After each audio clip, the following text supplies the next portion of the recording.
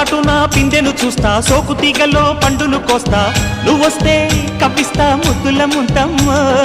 ఉక్కపోతకి ఊపిరి పోస్తా, పక్క మేకకు పంట కట్టిస్తా, ముద్దిస్తే బుక్కిస్తా మధ్యల మోతయ్యో.